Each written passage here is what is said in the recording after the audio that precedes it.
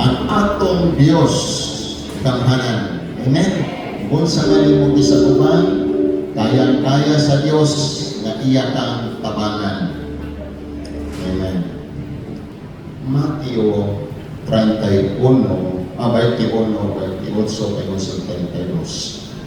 It is a parable. A short story with a lesson. Parable siya. Ang parable tungkol sa dalawang anak. Ano ang palagay niyo dito? Mayroong isang tatay na may dalawang anak na lalaki. Sinabi niya sa una, anak, pumunta ka ngayon sa taniman ng ubas, magtrabaho at magtrabaho. Ayoko po, sagot ng anak. Pero nagbago ang isip niya pagkatapos nagtapunta sa ubasan. Lumapit ang tatay sa pangalawa at ganoon din ang sinabi. Sige po, sagot ng anak. Pero hindi naman siya pumunta. Palagay niyo, sino sa dalawa ang sumunod sa tatay? Yung unang anak po, sagot nila. Kaya sinabi ni Jesus sa kanila, sinabi ko sa inyo, mauna pa sa inyong makapasok ang tax collectors at prostitutes sa kaharian ng Diyos. Dahil na parito nga si John the Baptist at tinuro ang matuwid na pamumuhay, kaso din naman kayo na naniwala. Pero ang mga tax collectors at prostitutes, naniwala sila. Kahit nakita nito, di man lang kayo nagsisi at naniwala. Okay. Kini nga mga parable magkaigsunan, ang setting ani dito ni siya sa ubasan, vineyard, farm sa grapes. Yan ni mo makuha ang grape juice. Grapes man. Okay? So, kini nga mga vineyard, may nalagyan usa ka tao. Pila yang anak? Duha. Unang anak, giignan, anak. Trabaho ka. Yung sa liko. Pero sa sunod, nakonot na siya. Ay, siguro tumanon. Ikotan. Ang ika-duha, ingon na anak. Ato ka. Trabaho sa umasan. Isa nga, oo. Pero pagkauman, wali ay. Ang tangan ni Jesus, kinsa kaning duha ang itungan.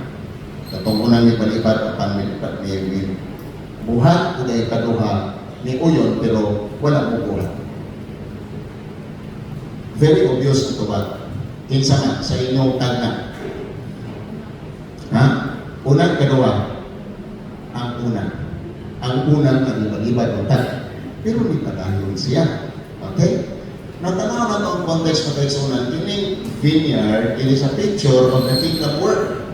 Kingdom purposes and kingdom blessing. Kining vineyard, hulagway ni siya. Kaya sabi nga man so story nga na hulagway, na may kahulugan, o doon ang mensahe.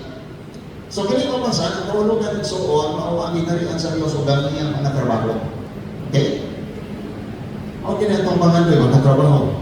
Okay? Kaya sa trabaho, doon ay sweldo, doon ay benepisyo. Mauwang po natin na rin sa Diyos, doon ay kingdom blessing. In fact, ang Bible na ingon, the kingdom of God is what? Righteousness, peace, and joy in the Holy Ghost. Righteousness, peace, and joy in the Holy Ghost. Okay? Puro nawala na mo gamay. Ay, sa imagine ko sa iyong mga segment, ha? Pumo sa tandinig. Puro maghinoktok na naman. Mapagalit ang mga tangan. Okay? Alright. Blessing. Di sa dili gusto panalangin. Batas ka mo. Hindi mo gusto. Gusto ka panalangin. Ano mo patas isa? Isa gusto panalangin. Isa gusto trabaho. Isa dapat limpyo. Dili tapos na murata anak o ka na ma-demoralize ubos sa itong tag-aw ang dapat na limpyo. Gusto kita trabaho. Sa trabaho, doon ay sweldo, doon ay benepisyo. Muna ang dinarihan sa Diyos magkaigsunan. Kunya, resulta na kalinaw, kalipay, o pagkamatawang dihan ni Kristo. Righteousness, peace, and joy. Kunya, hindi nga mga sabihin na magkaigsunan na doon na kuha kini. mahitungod sa sapat masinultanon. Ang gingarian sa Dios mahitungod sa pagkamasinultanon. Balik-balikan na ito mga kaisunan ng audience ni Jesus ito sa kining niyang ika-istorya. Ang ika-istorya niya mao ang mga chief priests, mga scribes, mga elders sa ilang reliyon. In short, religious people. Mao ni ang crowd, mao ni ang audience that was bukan na po ng mga disciple, kaya bukan na mga disciple niya. Pagkahuman, doon na po yung mga nakasakul, mga prostitutes, mga tax collectors, o lain-lain klaseng tao, lain-lain event. Mao ni nga crowd. So, dili ni crowd, puro lang mga believer daan. It's a mixed crowd. Kung kini nga maong grupo sa mga tao makaigsunan. Doon ay tuyo ni Ginoong Hesus sa mga tinunan, makatuhulugan sa mga wala pagkasagot, gusto niya mahipatan. O ini nga maong crowd makaigsunan, lahi-lahi ang level sa ilang panahon. Pero they will come up with the same conclusion. Ang ito man kayo kinsa, unay kaduha. Ikaduha. Kaduha? Una, ay sa Johnson, hindi masing-masayo ka. Okay? Ang una, ang liba-liba, pero dito man, pero katong isang ito yun, wala gayon otoman. Dining mga tax collector mga kaigsunan, it is an unlikely candidate o mura o dili ang ngayon na mahimong kabahin sa crowd na tuluan ng Ginoong Hesus. Una, hindi sila religious. Ikaw, they have nothing to do about religion. Ang ilang ganansya ra. Gining tax collector, muning pinakakurakot, muning mga sangkot sa flood control.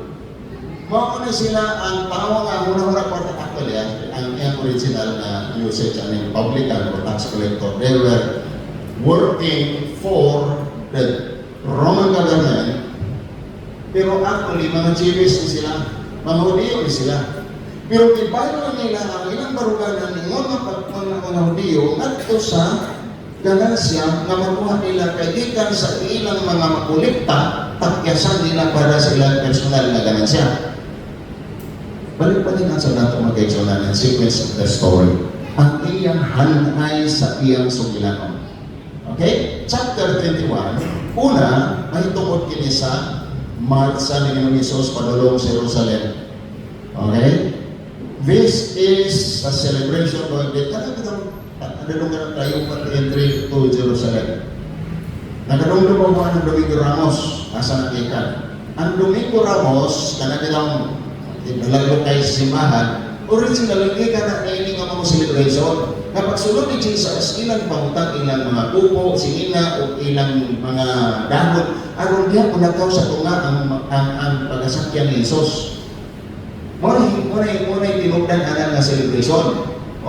Kaya ka mga kaitsunan tanaw, na Domingo Ramos, pero sa pag-upaasa nagikan na story. Diha nagikan. Gisundan sa pagkitabo, pagsulot ni Ginoong Hesus sa Jerusalem, gipangbalintuat niya ang mga lamisa, ang mga bangko, ang ilang negosyo kay siya. Mga kawatan, ihimo ninyong balay sa kawatan, ang balay sa pag-ampo sa kumamahan. So po siya, itong himong negosyo ang reliyon. So dili niya gusto na mahita po. Di man niya, di sa itong mga crowd nila dito, mga chief priest, katong mga religyoso. Pwede na nilang sukuha kasi sinundangan talaga ni pagpansa ni Ginoong Hesus, sapat na kayo mga tao. Sa pagdaig ni Ginoong Hesus, Hosana, nag-siyagin sila, hindi mo na yung reklamo dahil yung mga chief priest ni siya na. Magtutulo, pag tinuma ang imong mga tinunan, saba na tayo. Dito ba ito na si Hesus? Kung ako ng Panginoon, ang mga bato mo dahil ako. Ako yung mga bato, maglukso-lukso sa dalan, kung niya magbinanggaay, tungod kay, mag-yudya man sila. Mag-praise fest man to sila. Dahil na ni silang suko. Suko na ni mga religyoso. At niya ang suko sa mga kaigsunan sa mga tao, mga believer, o sa mga follower ni Jesus. Kaya ang suko, pinanag ka ng mga religyoso. Ang religyoso na yung silingan, religyoso na yung igsuko, ano ni suko ni mo? Tungod kay, dili sila kanay, sa unsa may gitudlo sa Ginoo, pagsulod sa templo, yagaw ko nila ang ilang negosyo, nakatiyaw mo na magkaigsunan ha. Ang salapati nga barato rakong kapalit sa gawas, pagkabot na galing templo, pwede na mahalan. Murag airport. Sa airport, ang tubig, kanang imong tubig, magpunta na siya ang tag-50 na mapalit na ni mo ka 18 sa gawas. Ana ang nahitabo sa templo. Grabe na ang negosyo. Nga ang mga tao iipit nga bisang ang lisod, makapalit, tungod kay ano naman. Grabe man yun ang inang negosyo dito sa templo. So nagmarcha tayo sa Jerusalem, pag-abot sa templo, ipalintuan na, kung kailan nasukuan. Pag-abot na mga so nakalapay pa sa Jesus o kanang victory ba, itahoy niya igira. Nga mamula na ng tanak, pwede magkadagang dahon. Pwede kadang dahon. Wala isang kita sa bunga, huwag may bunga. Now, what is the connection of this story? Hanaya ng awa, basaha, ganira ang Matthew 21, masakta ni mo isoro. I-challenge ni Jesus kanyang reliyon, walay pulos. Pag-abot niya, hangad niya ito, huwag may bunga. Gitulong niya ang kahoy. Pagtulong niya sa kahoy, Lord, basta kay pagkapila ka daw, patay. Soko na po mga religyoso. Soko na mga religyoso. Ano yung upan, bitaw masoko sa Kristohanon, basta na mag-ampo. Dito ay kasabihan, mga matay lang sunoy. Doon namin sabi, Pastor Daniel Asamot, ay wala ka si Grace ay ang papa na. Asok, ano siya, lulo ni Job, may ano. Namatay ko na yung iro ka, pag-ro. Iyang mga manok panabong kay, dito ko mo si Pastor Daniel. Kita usahay kasalinan, isang Pinoon. Nga usahay ang ilang mga negosyo, mga palong, mga kaigsunan, tungkol kay doon ay mga matarong, mga kampo, nga mahimata ang tao. Buyawan sila. Dito na buyawan sila. May mo siya takit sa katulinan, ikaw nagagamit, nagahimo na ilintahan. Nagsungko na, nagbugal-bugal na ng dugo, ito padaan sa pagmarit sa kadaan. Mga tao na pag-abot sa templo, nasupot na sila, kanilagtan nilang negosyo. Para kay katulog, kay napuyawan na sila, grabe mga katulinan ni Jesus. Kaya bisa nga namoy-ngoy buot, laya mo kung man, isang gitulog ko ikaw. Tinulog yung ano gikulbaan sila sa mabutan na rin sila. Kangkin sa autoridad ikaw, nagahimo din yung tanan. Naingon rin si Jesus. Lain na si Jesus kay kung pangutan mo, tubagon ko na yung pangutanan. O tubagon ko na yung pangutanan. Tubagan sa inyo kong pangutanan. Kangkin sa autoridad si Juan nagabautismo. Ingon dayon ang mga meeting rin sila kadali, ang mga chief priest at ang mga religyoso isa. Kung muingon kita na iyan ato sa langit, naman dili mo ingon niya sa dili ka mo to. Kung muingon kita na iyan to sa tao, pasig batuon ta. Itong autoridad ba ni Juan? Kisa mo ni Juan? Itong Juan nga, yung silingan na nalagat. Itong si Juan nga, Juan nga Bautista. Kaya grabe ba itong mapropita? Grabe ito manunti, why lipod-lipod? Why lipod-lipod itong istorya? Nalumbuan, itong ulo, itong kay isong doon yung wali. Walihan niya si Rodes, wa may muot ang lumbuan ulo. Balik ka sa istorya. Isang nawa may kabalo, isang autoridad na. Ang dali, pasag mo itong anak, asakit ka ng akong autoridad. Awa na, gadumot na yung minawa. Kasuko na din sila ni Jesus, kaya kung sa mga tawanan na kadayon man sa mga tao niya ng atong mga negosyo, ipang palintuan, iyagaw ang negosyo niya na pekakoy nga, ning tuo nga, kisa kinigitawanan yun. Kulbaan na sila, kaya naman, mawag na sila followers. Kaya iling nga time, si Jesus, influencer na si Jesus, grabe na nag-influencer na sa kingharian sa Diyos. Na lagi na mga siyempre mga vlogger kaya po rin. Sige nang ibang stock at pangbas kaya karong lugar na sila sundon. Wala sila tagwanda kayo. Nagplano rin sila na patyon nilindak. Purong patyon ni si Jesus. Pagkahuman na kayo solan, isumpay ni Jesus ang ito na itong kahoy. Yun yung parable of the two sons. Siya doon ay God, doon ay tao na doon ay anak. ang kamanglangan niya ginan adto sa uma, adto sa kabasan, aron magtrabaho dito. Yung sabi ko, ang katulisan, ginan nga magtrabaho ka. Oo, pero nahitabo magkaigsuunan. Kining una, isa libat-libat, isugod na tayo. Kining ikaduha, di mo yun, pero agad mo niya buhatan. Kisa may nakaaning karakter sa sambingan, kisa man nakaaning, kisa man itong mga makita na to. Ang Father represents God. Ang first son, mo niya kung katulibad-libad o may obera po dayon, nag-represent niya sa mga sasala. The publicans, the sinners, tax collectors, dili na sila, dihat-dihat na yung mga lagat sa Ginoo. They refuse. But later, they obey. Mura pareho na po na to. Buka na to, ang dami yung balipat eh, musimpa rin eh, musimpa. Ipamutos niya sa asawa, bana, musimpa rin kita. Anak, manimbat ang dili kita. Madugay bitaw, konbiktas Ginoo. Ginoo ko ragil di ay lagi ang nagpagasundo. Ikaduha ka na, ni Uyon. Pero tama ka sa pulong. Ang contrast ay magkaisunan sa religious o ang mga sinners mo ni. Ang mga pagkasasala, ang mga religyoso na magkaisunan, they were self-righteous. They were self-righteous. Oh, mo ni nag-represent sa mga ikaduha nga anak. They were self-righteous, rebellious, and religious. They are self-righteous, religious, and religious. Ngayon sila isunod sa Ginoo pero tinuon lang baka kon liar evil ka. Mo ni mga religious. Yung kanta sa unang panahon para sa mga Pharisee. Ang kanta timso para ang tanilanin o nene baka kon ka evil liar ka. O di sila, pero ang mga makasasala ni noon, mauhinuoy, mapausanon na makita nato sa picture ni Jesus sa iyang mga sugilanon. Si Sakeo, usa ka tax collector, pero naghinulsol, nakadawat sa pananangin sa ginalian.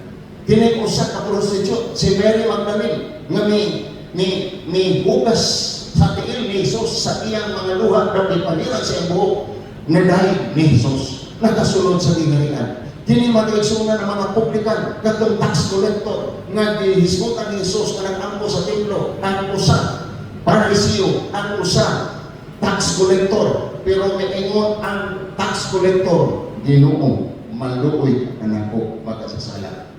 Unya katong usa ka Pariseo, ingon siya nga Ginoo, dili ko kariyaan ang tawatan, o naghimo o mga sala. Pero may namutana si Jesus, asa atong duha ang ikulit na gidawat niyang ampo. Ningon ang mga tao, katong maningilay sa Diyos, katong mga kurakot. So kini mga kurakot po, may siguro nga kaigsunan. Mula pa ni siguro, basi pa-absan ka pa niya sa ginganian, basi pa, dito mo yung gawoy. Kung dito mo gawa, ikaw congressman, ano na mo ba sa langit? Wala siguro ba, katong nagagahi, pwede pang muabas. Amen ba? Wala pa ka na ito ang Diyos. Amen. Tumingo na mga ulahin ang tanan. Daghan, utuig na kong nakalas. Huwag yung ko manumbaling ang sipa-sipa. Huwag yung ko manumbaling ang Biblia. Pero mag-iksunan, pwede pa kang muapas. Ikan mo tapan, pwede pa kang muapas. Amen. Amen. Kaya si Jesus katanaw sa kasing-kasing. Di isa katanaw lang sa imong attendance. Kung dumakayo ka magsimba, simba. Pero di pa imo lang katanaw sa Diyos sa among kasing-kasing. Amen. Nagpili mo sa lighapon, di pagkaroon mo nga mo ingon na patas ko man, we're holy than our neighbor, holy than our shipmate. Pero gusto sa Diyos nga atong pupusan ang kasing-kasing. Kaya gani usahin natin na yung wali, ulit dito sa uwan. Kaya matuna-una, mas balaan. Mas kita may balaan. Sila ang ngayon kanunong ugalihan na. Mga kaisunan, hindi ganahan ang Diyos na. Pero katong may ingon ka, magdaghan po yung kukulang, maluoy ka kanako, kanaapas mo. Kaya pwede ang maulahin, mauna, pero ang nauna, mahimong maulahin.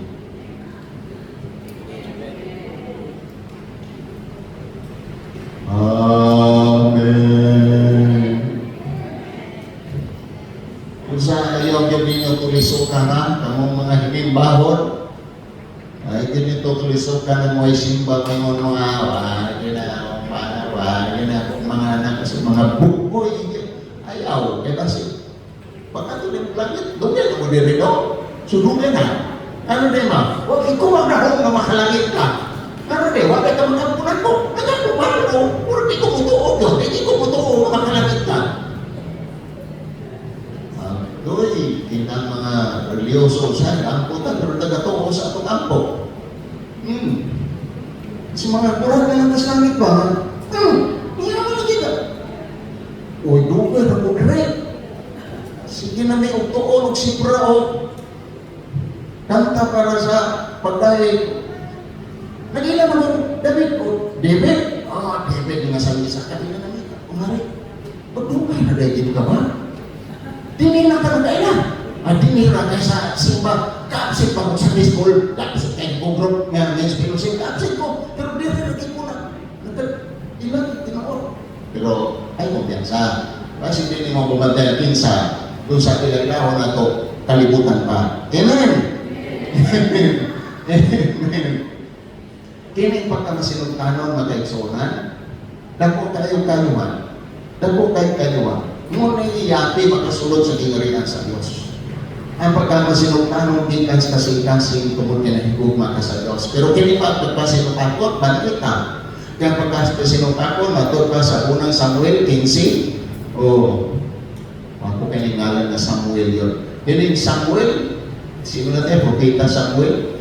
Yung si Samuel, na ang pagkamasinugtanon, pagkaragiliuso sa Ginoo, sama ko ng pagkarutan sa pagkawagwag, o ang pagpagaling ulo sa magkarutan sa pagsipag Diyos. May mo kang sama sa idolater. Tungod kay isalikway mo ang suko sa Ginoo, isalikway usa niya isip na hari. Hari ito, pero pinreject sa Ginoo.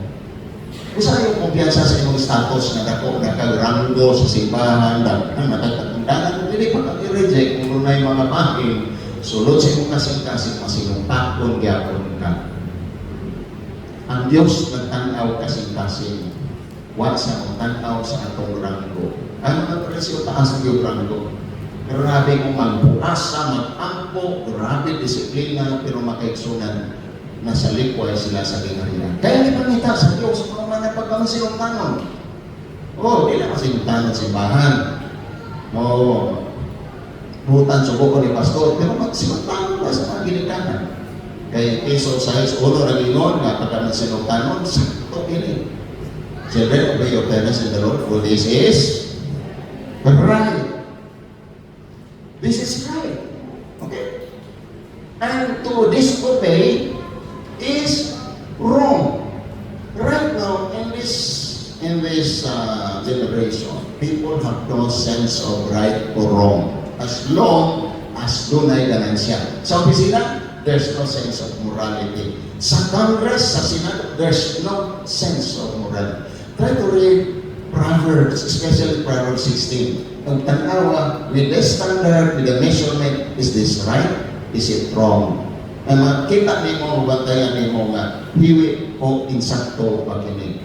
Obedience is good because it pleases the Lord. Magkakalipan hindi sa Ginoo. So kung gusto niyo mo kingdom blessing, kingdom purpose, ipaya ang Ginoo. Adahan kanyang panalangin.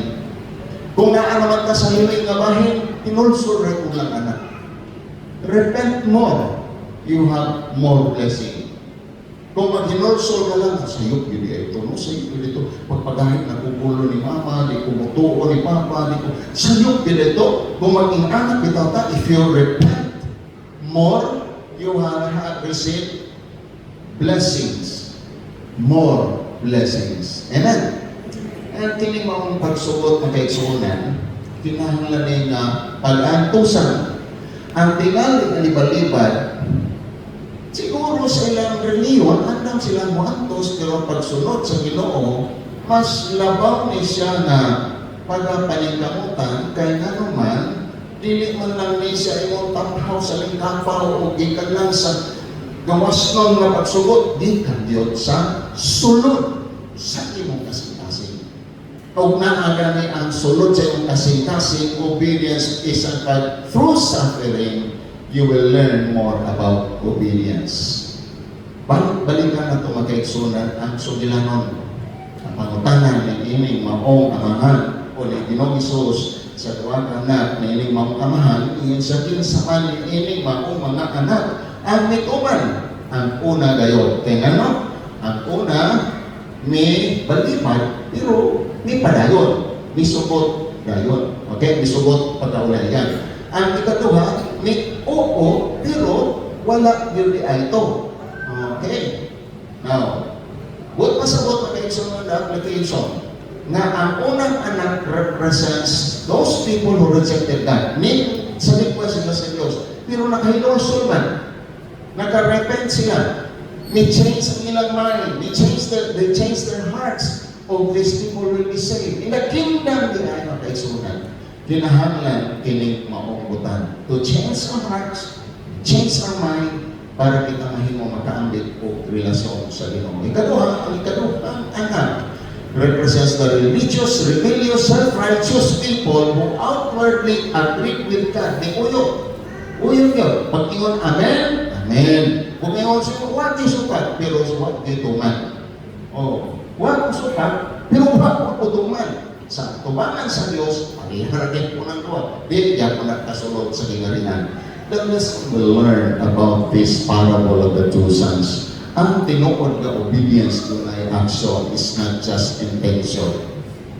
Gusto kong gipunta ko, ginawa na nagipunta ka kung simba. Gusto ko na, pero magkaisunan ka ng imong gusto, hindi na maol mo, hata ko, merit ni mo nga. Obedience na to.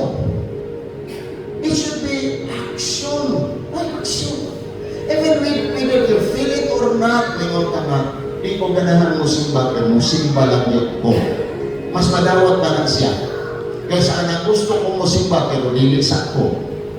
Mas madawat mo to. Ngayon ka nga, bakit ako ganahiron? O ba ninyo mo? Huwag mo ganahin mo simba ron. Trabaho yung opisina, Monday to Saturday, na kinigil ang tingpahulay, no? Tingpahulay ginis mga empleyado. Tingpahulay sa mga nagtrabaho. Pero, sa mga pagmamahal, later, we obey.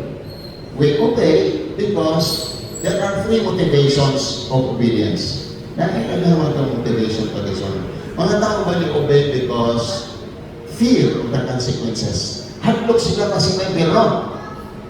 Saan ba lang? Alagas ko, mahalang tungkol sa hadlok. Ikaduha, because of compensation. Compensation. Okay ako sa buong trabaho, di ba? Trabaho na lang, sabi ka na nga, kahit hadlok mo maputbol, magkadawat mo yung limo. Ayaw nag-report, karong Lunes. Ikaduha, motivation ni mo tungkol kay compensation. Trabaho lang yan punta. Tungkol kay pahalan kapoy. Naghagrabag utang. Compensation, magabayad o utang. Sa pangalaga, tinangat ihapon. O ba mga naga, tungod sa mga saan, tungod sa mga ganti sa Diyos. Pero the best motivation na kaitsuhan, na atong pag-abuhatong mao, ang motivation of loving God. Nahigugma ka sa Diyos. You love God so much that if you compare your love to yourself and love for God, murag hanap ang tanaw nimo sa gugma sa kaugalingon. The problem of the people right now is not because they don't love God, but they love themselves more. So that's why hindi sila ka-obey. So ayaw sugot tungod sa kahadlok, ayaw sugot tungod sa compensation, pero sugot tungod kay una kay paglibog sa Diyos. I believe kining mga unang liban-liban deep within their hearts, dapat nasa ipoban na ninyo makaisunan. Kahit hindi mo simba, panaksa na mo simba, pero sa inyong kahilanman, dilig ninyo malimon na nakaikabirak sa imong sulod. Manhigog mata sa Diyos. Sa itong mga tax collector na mga kurakot nga bisan taliwala sa ilang kadabutan. Gihigop sila sa gugma sa Dios. Nga mikakta si Zacchaeus kay gusto niya magila-ila si Jesus. Kinsa man ang kinsa man nag-asa sa tao nga dunggangon tayo na niya tanan nga mga sakyanan na niya Lamborghini, Ferrari, na niya tanan. Tingnan niya siguro naka-Ferrari na rin, okay, murag na nagbago Ferrari. Congratulations sa Ferrari. Pero he was not satisfied with all these things. Mingkatkan sa sakahoy nga sirmilas. Ha? Kasi kumuro. Okay, sirmilas. Hindi na kong tulok ko. Pagpatiluro sa patnet ka na ngayon. Si kumuro. Pero daliwalan niya ito. Isang pa makakuulaw sa tanawat sa tao. Mingon sa makasasala kong dako. Sugarol kong dako. Pero wato yung kong simbahan. Ako himamatong si Jesus. Tugutin na higugma sa Ginoo. Sa diya si Maria Magdalena nakasinabi sa Ginoo sa iyang kapasayloan. Nga bisag unsa sa kadawtan gidawat sa Jesus. Di nga kapugan iyang ihalad na yan. Kawalay mong perfume ang iyang luha mo itihugas. Iyang ipahiran po sa iyang buhok. Ilit kapugan. Inigugma sa Diyos sa kalimutok magkalimo, magkaisunan, nililid kapungan, magkasugot ka Diyos ng Ginoong Isus. Amen? Para magdalaga ba? Anong sugtong maginagin mga tao? Buligit magayon na sa nahigugma ng grupo. Hindi mo bagay. Ginoo, nililid ka bagay sa Diyos. Balaan, magkasasagot. At tinadaanon, kitabilin. Pero bisan mamanyana, tungkol sa gugma sa Diyos, daw nahigog ka, kay ginawatan niya, una siyang nahigugma ka na ito. Amen? Palapakan natin ang Diyos. Okay? The question is, gusto ka ba tayo na masunod mo obey? Ang bukan nito, they're just believer, but there's a difference if you're a follower of Jesus Christ. The true follower of Jesus Christ, nothing hinders you to obey. Kung sa may nakababag di mo ma-obey ni Lord, inalan na patubuo na to ang gugma na to ni Jesus. Yung gugma na to na nanas to sulod. Yung motivation na to, nagkahadlok, wala na siya sa pag-igugma. Igugmaan ang Diyos, labaw sa natanan. Or else, people who obey later, suffer. But people who obey now, they enjoy the blessing of relationship with Jesus Christ.